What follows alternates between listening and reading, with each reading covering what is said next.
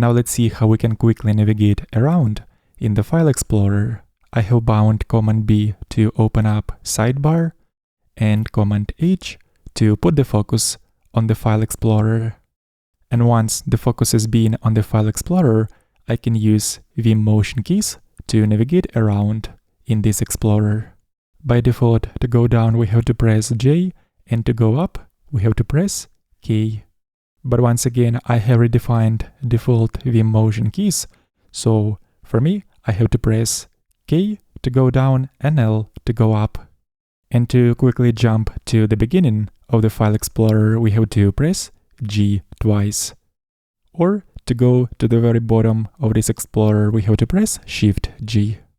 To open up selected folders in the File Explorer, we have to press either O or Enter.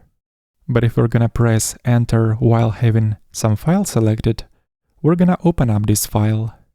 We can also search for files in this panel, so to open up the search, we need to press / and then search for a particular folder or file. And after pressing Enter, the found folder or the file will be selected, so we can press Enter to open it up. And finally, to close the search, we just have to press Escape.